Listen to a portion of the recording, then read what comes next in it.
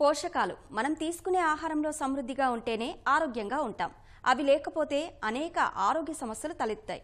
మరి సగటు మనిషి ప్రధాన ఆహారమైన వరి గోధుమలతో శరీరానికి కావలసిన పోషకాలు అందుతున్నాయా అంటే లేదనే సమాధానమే వినిపిస్తుంది.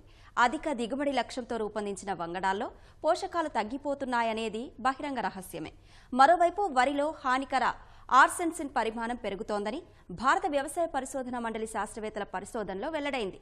దీంతో సాంక్రమికేతర వ్యాధుల భారం పెరుగుతోంది. ఈ వ్యాధుల బారిన పడకుండా ఉండాలంటే చిరుధాన్యాలు తింటే తప్ప పోషకాలు లభించని పరిస్థితి నెలకొంటోంది. పర్యవసనంగా ఇప్పుడు భోజనశాలకు బదులు మిల్లెట్లను లభించే ప్రాంతాలను వెతుక్కోవాల్సిన పరిస్థితి ఏర్పడుతోంది.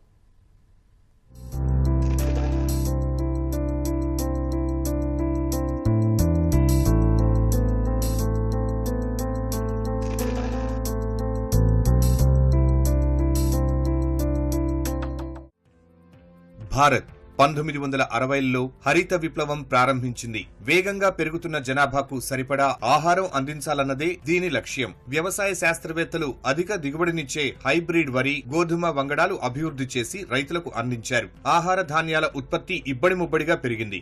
ఆకలి బాధ తగ్గింది. 1980 తరువాత చీడపీడలతో పాటు లవణీయత, తేమ, కరవు వంటి పరిస్థితులు తట్టుకునే రకాల అభివృద్ధికి శాస్త్రవేత్తల దృష్టి మళ్లింది. అయితే నేల నుంచి మొక్కలు సరిగా పోషకాలను గ్రహిస్తున్నాయా లేదా అనే దానిపై మొదట్లో శాస్త్రవేత్తలు దృష్టి సారించలేదు. దీంతో క్రమంగా మొక్కలు నేల నుంచి సరిపడా పోషకాలను గ్రహించే సామర్థ్యాన్ని కోల్పోయాయి. పొలంలో జింక్, ఐరన్ వంటి పోషకాలు పుష్కలంగా ఉన్నప్పటికీ వంగడాలు వాటిని సరిగా స్వీకరించలేని పరిస్థితి నెలకొందనే అభిప్రాయం వ్యక్తమైంది. దీంతో హైబ్రిడ్ రకాల నుంచి ఉత్పత్తయ్యే ధాన్యాల్లో సూక్ష్మ పోషకాలు తక్కువ ఉంటున్నాయని ఐసీఏఆర్ పరిశోధనలో వెల్లడైంది. ఈ తరహా వంగడాలతో భూసారం తగ్గిపోవడం, ఉపరితల జలాల కాలుష్యం, భూగర్భ జలాల క్షీణత, పంట మార్పిడి విధానం చేపట్టకపోవడం వల్ల అనేక ఇబ్బందులు తలెత్తుతున్నట్లు వెల్లడైంది. వీటి నుంచి ఉత్పత్తయ్యే ధాన్యాల్లో పోషకాలు తగ్గిపోవడం, హానికర పదార్థాలు పెరగడం ఆందోళన కలిగిస్తోంది.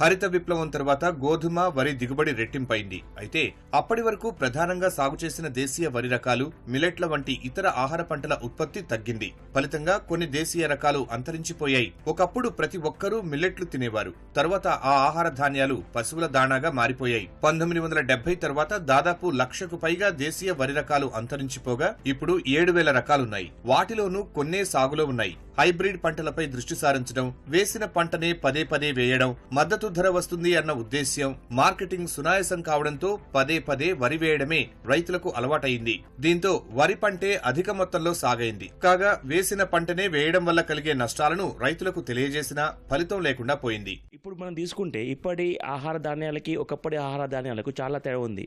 ఒకప్పటి ఆహార ధాన్యాలు దిగుబడి చాలా తక్కువగా వచ్చినా కానీ అందులో పోషకాల విలువ చాలా ఎక్కువగా ఉండేది. ఇప్పుడు వస్తున్న ఆహార ధాన్యాలలో దిగుబడి చాలా ఎక్కువగా ఉంటుంది, కానీ పోషకాలు చాలా తక్కువగా ఉంటున్నాయి.